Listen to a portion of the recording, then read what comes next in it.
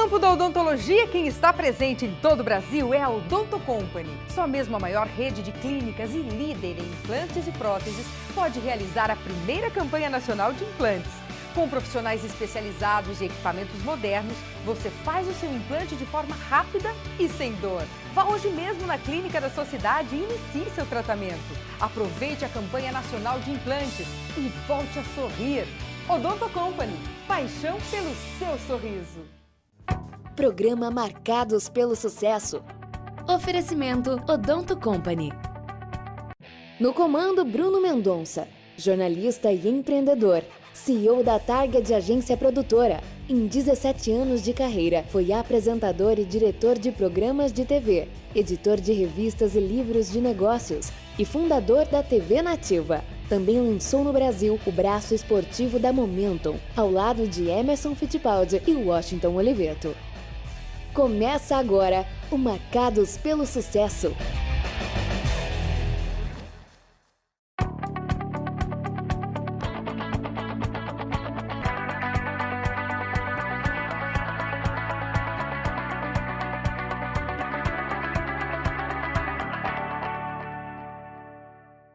Olá, seja muito bem-vindo a mais uma edição do programa Marcados pelo Sucesso. Hoje eu tenho aqui ao meu lado esse super empreendedor, Felipe Rossetti. Ele que é fundador e sócio-diretor da Piticas. Felipe, obrigado pela presença, por ter aberto um espaço na sua agenda nessa época do ano tão conturbada para o teu setor, né? Muito obrigado pelo convite, um prazer estar aqui. Pra gente é o momento do ano que a gente espera o ano inteiro, né? Então tá bem corrido, mas deu para separar um tempinho para vir conversar com vocês. Bacana.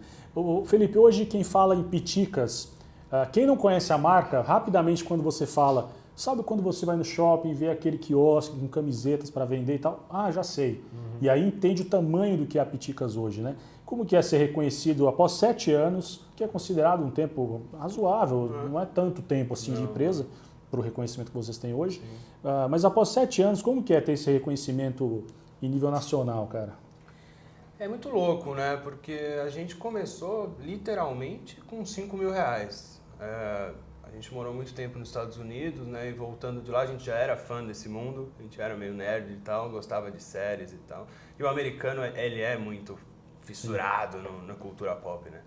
Então quando a gente voltou a gente queria fazer alguma coisa nesse ramo, a gente não sabia que ia ser confecção, mas a gente começou a pesquisar mercado e tal. Acho que ajudou muito nosso estudo lá fora, que foi empreendedorismo. Então, quando você fala nosso, você está se referindo a você e teu irmão, eu né? e meu irmão, que é meu sócio. São os fundadores. Somos nós dois somente na empresa. E esse estudo ajudou muito a gente. Eu acho que eu fiz empreendedorismo e fiz uma faculdade de marketing, eu acabei fazendo 2 lá fora. E meu irmão fez economia e finanças. Legal. Então, juntando os dois ali, funcionou e foi muito difícil, mas graças a Deus hoje a gente é reconhecido mesmo no mercado como o destino geek para quem quer comprar alguma coisa, né? E é muito gratificante. Bom, você hoje tem números muito, muito relevantes, né? Você tem uma fábrica em Guarulhos, São Paulo, com 11 mil metros quadrados. Você produz em média 18 mil peças por dia e a tua fábrica trabalha na operação hoje de 24 horas por dia.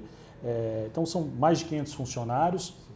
Então são números realmente muito relevantes. O que me chama a atenção é que você cresceu ou atingiu esse número, teve essa mudança para a fábrica maior, no momento em que o Brasil vive uma crise histórica. Como é que foi? Qual que é o segredo para crescer num período tão difícil?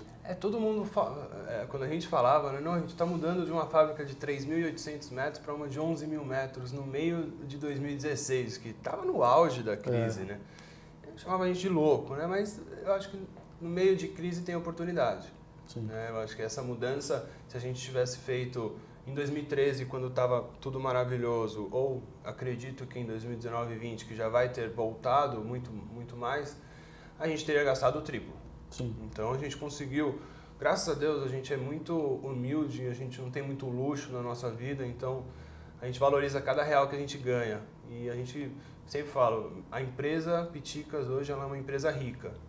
A gente não tem muito dinheiro na conta, mas a empresa... Ela é sólida, ela é saudável. Ela é muito, assim, a gente não tem R$1 de empréstimo, por exemplo. Bacana. Não tem R$1, então é 100% pago a fábrica e tudo. Então, assim, eu sempre digo isso porque eu acho que isso fez com que a gente conseguisse, no meio de uma crise, ter um crescimento. Então, desde 2014, a gente vem crescendo em média de 20% a 22% por ano sobre ano, que é incrível no meio de uma crise. Claro. Eu acho que tem muitas variáveis, né, que compõem esse sucesso. O mercado geek vem numa crescente gigantesca, mas a gente soube aproveitar esse crescimento e cresceu junto. Eu queria perguntar para você, de onde vem o nome Piticas? Piticas é um negócio engraçado. A gente, quando voltou dos Estados Unidos, a gente abriu a primeira loja. E a primeira loja, a gente não sabia o que colocar, e a gente tinha nessa época a gente tinha muita camiseta de sátira, lembra? Aquelas camisetas engraçadas, tal. Não era ainda uma coisa muito licenciamento mesmo, porque a gente não tinha dinheiro para fazer um licenciamento. E aí a gente foi para Patetas, foi o primeiro nome da Piticas. E aí, só que tem alguma coisa de errado, se você pensar, Patetas, quero trabalhar com licenciamento, vai limitar. Não vai dar muito certo, uma hora... Depois de 6 meses, a gente recebeu uma bela cartinha da Disney na nossa casa, falando, não, Patetas não, tira isso aí. E deu 40 horas pra gente desbandeirar. Caramba. A gente já tinha umas 4 lojas nessa época. Mas já no sistema de franquia? Não. Ainda não, todas próprias. Não, todas próprias. Então a gente teve que mudar rápido, né? A gente falou, e agora? Tal. E Piticas era um apelido meu e do meu irmão quando a gente era criança. Eu chamava ele de Piticas, ele me chamava de Piticas, e a gente falou, cara, é parecido com Patetas. A gente tem 48 horas para mudar 4 fachadas. Vamos colocar, depois a gente tira. E aí a gente colocou, e aí no meio de uma correria e tal, quando a gente foi ver, tinha 78 lojas. Caramba. A gente falou, vamos mudar. Eu falei, 78 lojas já está muito grande, não dá para mudar. E aí a gente manteve, o negócio ficou autoral, porque também a gente ficou muito preocupado nessa parte de não ter nenhum geek, nenhuma coisa de cultura pop no nome, para não prender muito, né? Entendi. Porque hoje a gente vende camiseta de rock, por exemplo. Sim. Camiseta de rock não necessariamente é geek. Claro, podia ficar limitar muito. Então a gente quis um nome meio autoral. E aí Entendi. Piticas funcionou, graças a Deus, hoje. Agora, falando desse início, né? Você comentou aqui, quando você começou a responder a pergunta, vocês começaram com camisetas com frases, com termos, enfim, alguma coisa assim. Como é que foi exatamente esse começo até chegar a essa questão do licenciamento? Então, a gente queria muito fazer licenciamento desde o começo, né? Nessa época não tinha ninguém que fazia, tá? E a gente não tinha... Um contrato de licenciamento, ele é muito caro, né? Tem tanto o contrato quanto o percentual que você paga para a licenciadora é muito caro. E nessa época a gente não tinha, só que a gente tinha uma criatividade bacana e tal, e gostava desse mundo, e a gente começou a nós mesmos, aprendemos no YouTube, começamos a desenhar sátira, começamos a pesquisar muito China, muito Estados Unidos que faziam isso, e a gente começou a desenhar. E aí, nessa época a gente ainda não produzia, a gente comprava camiseta lisa e estampava. Em casa mesmo? Em casa não? Em casa. Na Aí a loja. gente arrumou um argentino que estampava embaixo do minhocão. Olha só. É uma loucura, né? E aí a gente foi pro argentino e ele estampava pra gente. O problema é que o argentino, ele bebia muito. Ele bebia muito e aí, eu lembro até hoje, cara, a gente foi com 220 camisetas lisas pra ele estampar. Não sei o que aconteceu, deve ter bebido muito. A gente foi buscar a camiseta depois de 8 dias, 9 dias e estavam as 220 tortas. Puxa vida. E aí foi a primeira vez que a gente quebrou. Caramba. Não tinha dinheiro, tudo que a gente tinha estava ali, né? A gente começou com 50 camisetas, comprou 100, foi para 200 e assim foi, né? E aí a gente não tinha mais dinheiro. E aí, putz, graças a Deus, meus pais acreditaram na gente, eles também não estavam numa situação tão confortável nessa época, mas meu pai tinha 12 mil reais de ações na Petrobras. Sim. E aí a gente pediu, falou, pai, vamos vender e vamos tentar? Ele ficou muito com medo, receoso, né? Porque, putz, era tudo que eles tinham também, mas apostaram e aí a gente conseguiu comprar mais 300, não estampou mais com a Argentina, lógico, mas... E aí, putz, graças a Deus decolou. Agora, nessa época, o teu único meio de venda era a tua loja. Sim. Não existia ainda o Quiosque. canal de internet, Não. era no quiosque que você tinha na tua loja. Era só na verdade, a primeira loja foi em Itu, Tá. no Road Shopping. Itu é um shopping de passagem. Foi o único shopping, na verdade, que aceitou a gente, porque a gente não tinha dinheiro para pagar aluguel. Então a gente chegou lá com uma proposta, falou, ó, dá 6 meses pra gente de teste, a gente paga o condomínio e eles aceitaram. foi o único, né? Você vai em qualquer shopping e fala isso, o cara vai te dar um chute e sai daqui, né? Fecha a porta na hora. Exato. E foi o primeiro que aceitou. E ali foi onde a gente começou, ficou uns quase 8 meses ali, antes de abrir a segunda unidade, que foi no Plaza Shopping também, em Itu. E aí a gente veio para São Paulo com a terceira loja, e aí que começou a realmente criar corpo. Quando a gente chegou na 10ª loja, a gente falou, o negócio está funcionando, vamos abrir franquia. E foi aí que a gente começou a estruturar a franquia para chegar no que é hoje. Mas aí, voltando um pouco na essência mesmo, a questão do licenciamento, vocês que foram atrás ou as marcas que começaram a enxergar um potencial nisso? Não, a gente foi atrás. Vocês foram atrás. Como é que foi isso? Foi bater de porta em porta? Não foi fácil, né? Cara, assim, sinceramente, ninguém atendeu a gente. Não é que a gente recebeu não. Eles não atendiam a gente, porque o quiosque ele tem uma perspectiva de pequeno para as pessoas ainda, né? Até hoje, quando a gente, um franqueado vai na nossa fábrica para conhecer antes de virar um franqueado, ele olha e fala, meu Deus do céu, o que é isso? 11 mil metros, uma fábrica rodando com uma tecnologia absurda. Eu não sabia que era isso, eu pensei que era só um quiosque de shopping.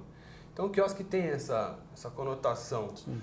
E quando a gente batia na porta, imagina, de uma Warner, de uma Disney, eles falavam, não é esse tipo de negócio que a gente quer. Então, graças a Deus, a primeira que abriu as portas foi a Nickelodeon, em 2013, legal, com Bob Esponja e Patrick. Legal.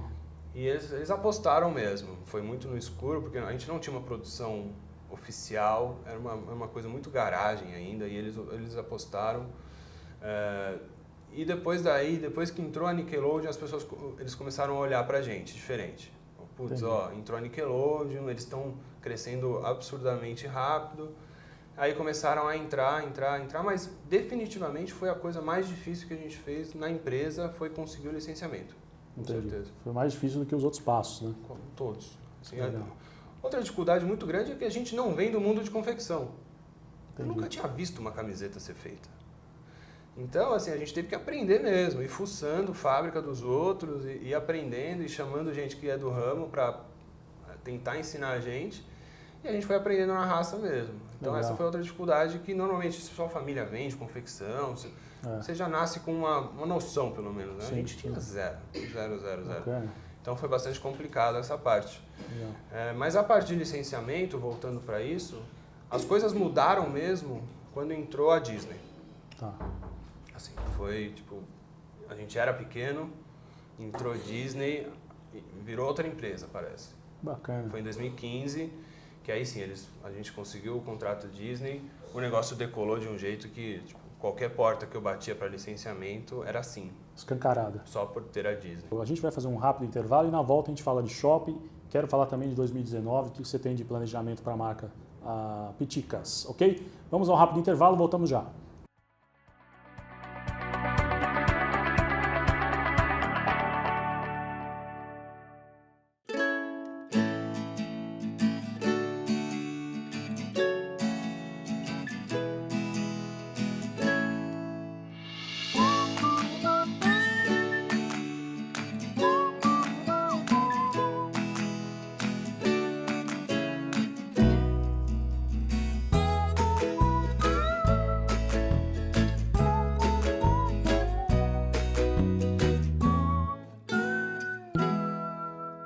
É possível unir prosperidade e qualidade de vida. Como? Você só precisa abrir um negócio que não dê bola para a crise. Abrindo uma franquia da Unhas Cariocas, você investe pouco, tem retorno em até 10 meses e lucra muito. Nós não temos meros franqueados, temos parceiros e uma equipe que trabalha incansavelmente para vê-los prosperar. Invista na Unhas Cariocas. Invista no seu futuro. De 8 a 16 de setembro, Caravana Apostólica em Israel. A Hebron Turismo, líder no mercado em viagens para Israel, preparou pacotes com hotéis 3, 4 e 5 estrelas, todos com um roteiro especial. De 8 a 16 de setembro, Caravana Apostólica para Israel é com a Hebron Turismo. O Liberal Regional, um jornal para o anunciante que quer mais. Mais páginas, mais conteúdo, mais cidades, mais qualidade. Quer mais retorno? Faça como os principais anunciantes. Anuncie 18 31 17 6640. O Liberal Regional.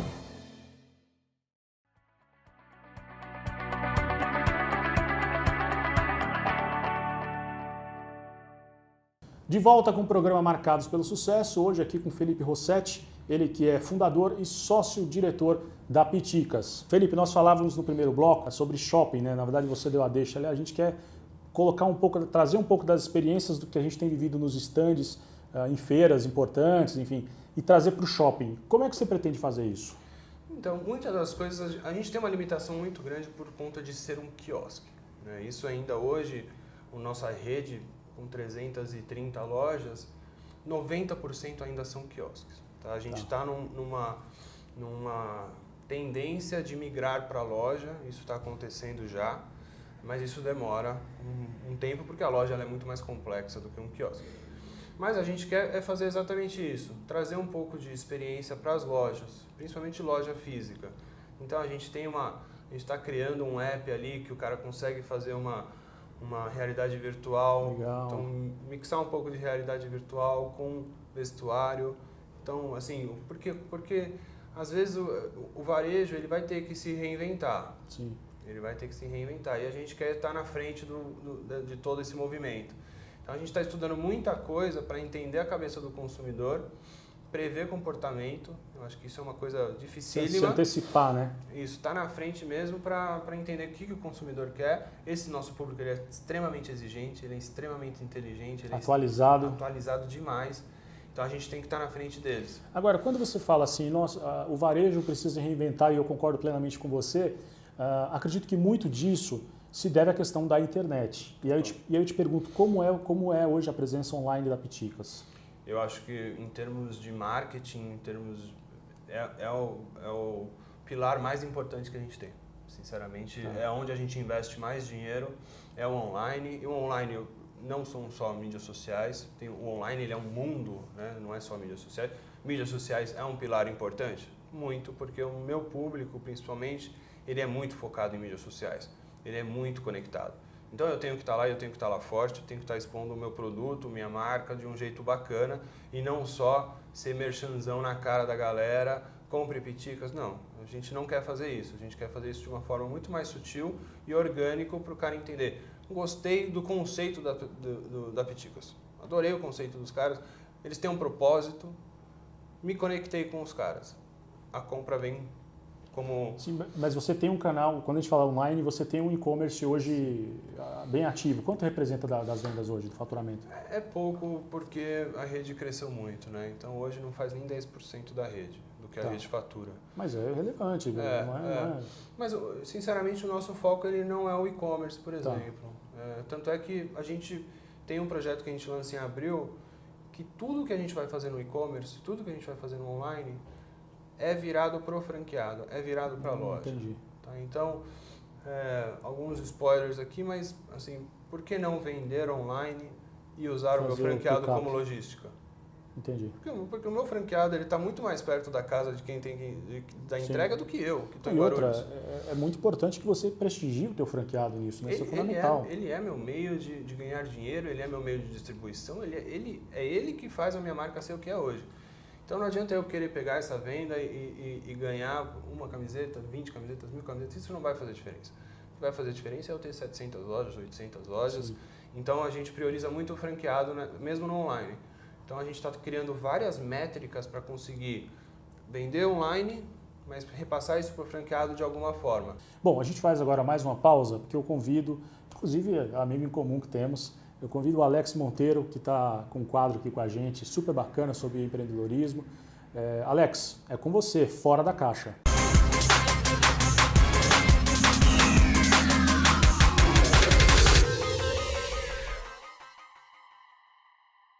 Olá, Bruno e amigos do Marcados pelo Sucesso. Mais uma vez é um prazer enorme estar aqui falando sobre empreendedorismo e falando sobre felicidade, metas de empresa, está falando principalmente de atitudes positivas.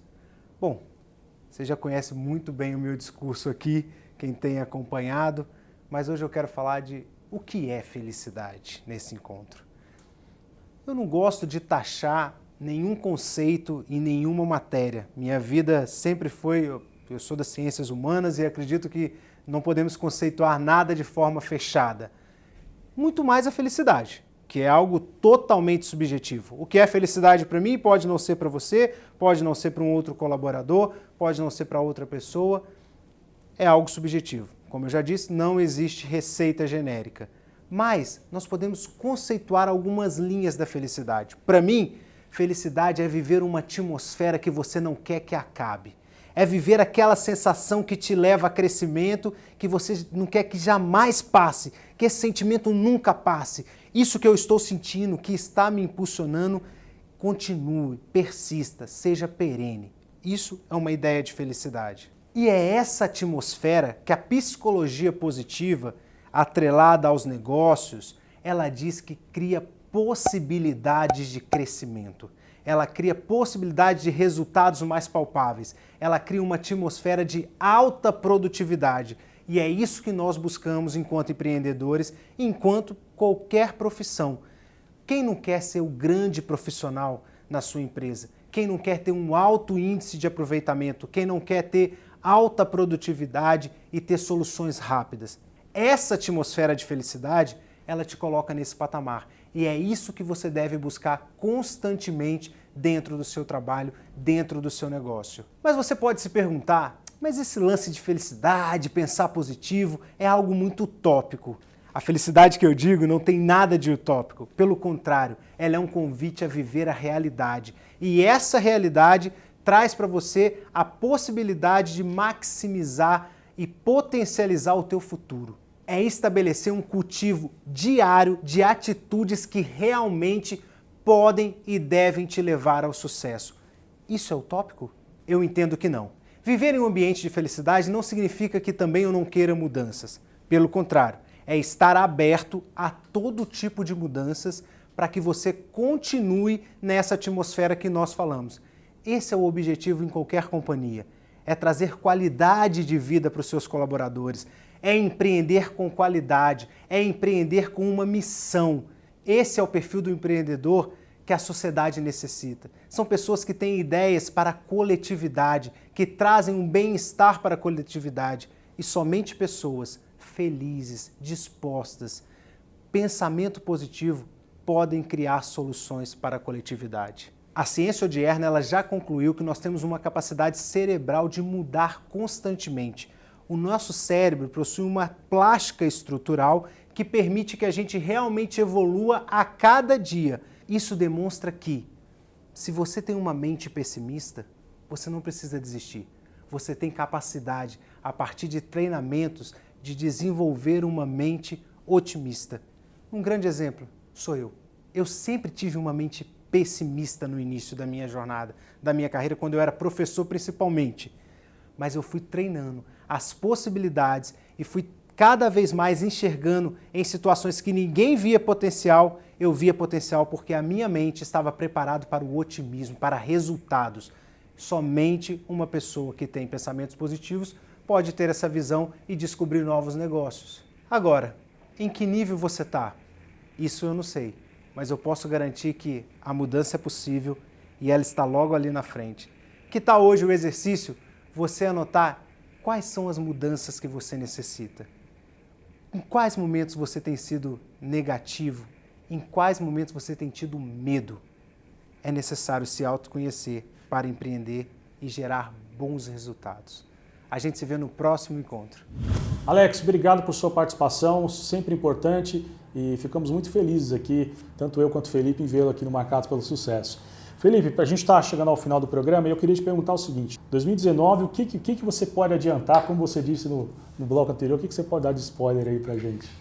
Então, 2019, sinceramente, é um ano muito importante pra gente. A gente chegou num nível que a gente está presente em todos os shoppings maiores do país, né? Não tem mais nenhum shopping grande que a gente não esteja presente. E a gente está começando a ter um modelo de loja de rua exatamente por isso, porque a gente sente que está começando a faltar espaço nos shoppings. Eu acho que 2019 é o ano que a gente abre a primeira loja internacional fora do país. Olha só, que bacana. Provavelmente vai ser dentro do Mercosul, por conta de facilidade de logística. Então, isso pra gente é um sonho meio irreal até hoje. A gente fica olhando e pensando, falando, como a gente vai abrir loja fora do país, né? E é muito legal. Assim, as licenciadoras querem muito isso, porque se você olhar Chile, Argentina, Peru, eles não têm uma empresa que faz o que a Pitica faz. Isso que eu ia te perguntar, assim, quando você trata com os licenciadores, você tem algum feedback nesse sentido? Ou seja, existem empresas como a Piticas em outros lugares do mundo? Então, difícil. Que bacana. E isso é muito louco, porque esse ano eu comecei a viajar para exatamente entender o que está acontecendo no mundo dentro do nosso nicho de mercado. Os Estados Unidos tem 2 empresas consolidadas que fazem isso, numa escala menor, mas fazem. Na América do Sul não tem ninguém. Na Europa não tem ninguém. Então a gente olha um rio aberto e fala, meu Deus, a gente tem que entrar nesse rio logo, porque as pessoas estão olhando, né? As licenciadoras estão olhando. Na verdade, assim como aconteceu aqui no Brasil, que você esteve no momento certo, né? Na hora certa, enfim, e teve o timing perfeito, precisa replicar isso nesses outros continentes. E a grande dificuldade são as licenças, porque Sim. hoje meus contratos de licenciamento são Brasil. Entendi. Então tudo que eu for fazer fora eu preciso, né, fazer um adendo aí, colocando outros países, Mercosul, enfim. Então as licenciadoras, lógico que são totalmente porque para eles é mais royalty, mais vendas e uma expansão. Exposição e faturamento. Exato. E a rede está muito padronizada já, né? Então isso eles gostam muito, porque a maioria das licenciadoras, principalmente você fala de séries, Netflix principalmente, ela é uma empresa que ela é muito focada na marca Netflix. O que você vai fazer com a marca Netflix? Muito menos dinheiro e muito mais marca. Então, assim, você precisa de um plano de marketing muito bem feito, você precisa de uma padronização das lojas muito bem feita, porque eles se preocupam muito com isso. Porque, lógico, você faz uma besteirinha numa loja com a marca dos outros, é muito complicado realmente. Então, eu acho que esse é o ponto que a gente está hoje. Então, graças a Deus, acho que o ano que vem, com certeza a gente sai do país e começa a abrir fora. Eu enxergo 2019, não sou vidente nem nada disso, mas eu enxergo 2019, Felipe nessa mesma época do ano, vindo para cá falando, olha, estamos presentes em tantos países na América do Sul, já estamos presentes em Portugal, na Espanha, enfim, tudo em outros países aí da Europa também. Graças a Deus, esse é o nosso objetivo, esse é o nosso futuro que a gente enxerga e é o que a gente colocou na cabeça de todos os nossos colaboradores. Legal. Isso é muito legal, eles compraram a ideia de Piticas. Isso eu acho incrível. Se você entrar dentro do nosso escritório, você vê pessoas com os olhos brilhando. E, legal. Cara, isso é incrível. Eles compraram a ideia do projeto mesmo, muito mais do que o trabalho do dia a dia. Legal. Eles acreditam e entendem que o nosso objetivo é ser a maior empresa focada no mundo de cultura pop do mundo. E será. Certamente será. Felipe, obrigado pela tua presença, por ter aceito o nosso convite, por ter vindo gentilmente bater esse papo com a gente aqui. Muito sucesso para você em 2019. Muito obrigado pelo convite novamente. Acompanhe Piticas aí que a gente vai longe. Maravilha. Gente, a você de casa eu agradeço a audiência em todo o Brasil. Não esqueça de acessar o nosso site, marcadospelosucesso.com, para ter acesso a conteúdo exclusivo sobre empreendedorismo. E voltamos na próxima semana. Até lá, fique com Deus.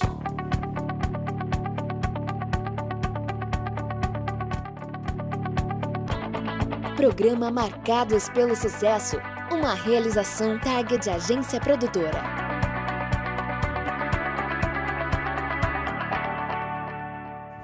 Programa Marcados pelo Sucesso. Oferecimento Odonto Company.